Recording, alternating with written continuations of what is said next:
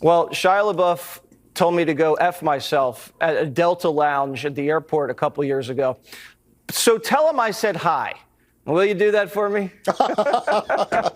Would you be super proud to share a story of an interaction with a celebrity, kind of a celeb run-in, if the celeb told you to go yourself? Because I don't think I would, per se. But Jesse Waters, very proud to share repeatedly, apparently, on Fox News that Shia LaBeouf rebuffed him. He was rebuffed by LaBeouf, which is one of the worst. I mean, Shia LaBeouf himself is a very cantankerous, unpleasant-mooded person. When he's upset at you, you done something wrong, because LaBeouf himself has a high tolerance for unpleasantness. He lives it every day. And for Jesse Waters to be living a life that Shia LaBeouf is like, bro, tone it back. Will you do that for me?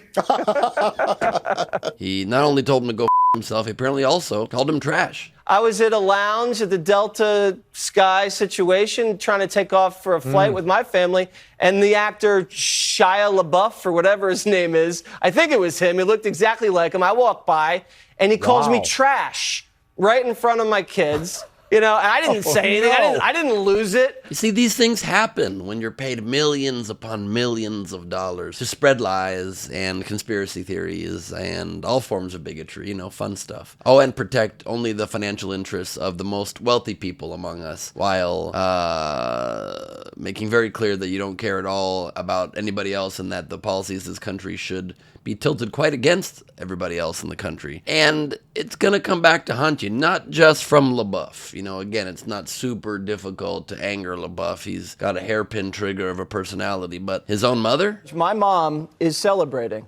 She texted me that she was dancing after the verdict, dancing. And then she kept all day sending me 34, 34, 34. Felony counts, Harold. You know exactly what I'm talking about. She's a grandmother. She's a grandmother.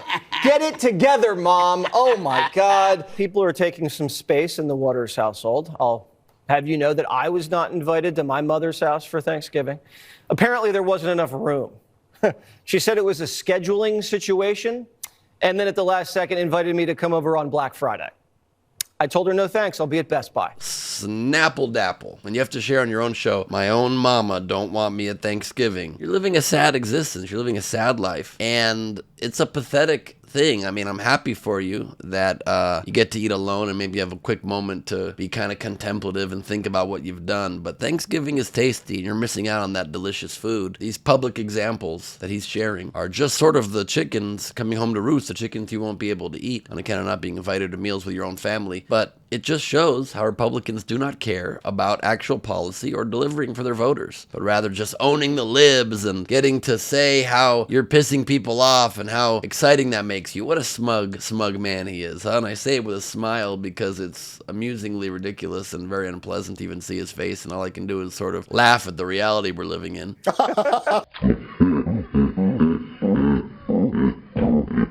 It's pretty destructive to legitimate political discourse to be living in a world where all you do is reflexively say that even court cases where Donald Trump is found guilty of crimes, the only victim in them is Donald Trump himself. How much of an kisser do you have to be? A major league kisser, like you're winning the slugging championship. I haven't watched a lot of baseball lately. You're the slugger, golden glove, golden hitter, slugging award. Well, congratulations to you. You know, it's not like you're spreading things that'll create racism in our country, like maybe this. The Irish, the Germans, and the Italians were very proud of where they came from. But when they got here, they were also proud to be here. And they tried to assimilate. And as proud as they were of their countries that they originated from, they didn't denigrate the country they arrived in. And that's my problem. She's denigrating the country she's now living in and benefiting greatly from. So I think she should acknowledge that, yes, the United States has done some bad things, but it's also the greatest force of good in world history. No other country is as great as the United States. And she should acknowledge that. And if she doesn't, I'm calling home and she's going home. Okay, yeah, she was born in the U.S., so she shouldn't be deported anywhere, and you're allowed to be critical of our own country, okay? You're allowed to be loyal to the country, you're allowed to speak negatively of the country when the country does bad things. It's okay to push back, and it's okay to have lawmakers that don't just walk in lockstep with the president, because that's what happens in authoritarian dictatorships, which certainly we are fast becoming, but until we're fully there, is it cool if we hold on to a little bit of democracy and allow our elected representatives to have differences of opinion, or is that not cool in Jesse Waters' America? I guess not. And it's everybody at Fox News. It's not just Jesse Waters. It's even people of different ethnic backgrounds they hire to espouse the beliefs, the xenophobic beliefs that they indeed have. Like, look at here, Rachel Campos Duffy talking about how foreign-born citizens should not be allowed to serve in Congress now either. The Article 2 says that the president must be born here in America, natural born here in America.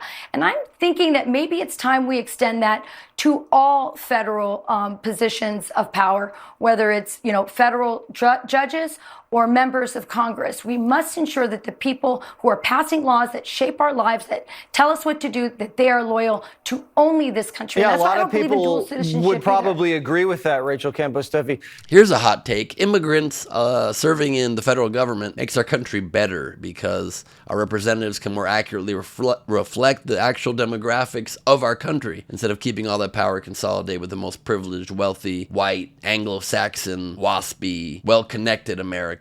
It's okay to actually have some people in Congress that represent the perspectives of the rest of us, the others, the becoming majority in this country of people of vast ethnic differences and backgrounds that are, I know it's a shocker to you in the Fox world, but are as good as us and as deserving of us of representation. It's sort of the whole reason our country was born was you can't have taxation without representation. So you should be allowed to have representation no matter what your ethnic background is. You should be allowed to have representation and be a representative no matter what your ethnic background is. And that's just the way I see America on account of how the country was based only. If you have opinions that are based on like imaginary racist views of the country that aren't based in the facts of what actually make up the rules and laws and constitution of the country, feel free, but you're wrong and you're an idiot. Okay? Great talk. I'm Ben Gleib for Rebel HQ. You can follow me at Ben Gleib on TikTok and Instagram and B Gleib on YouTube.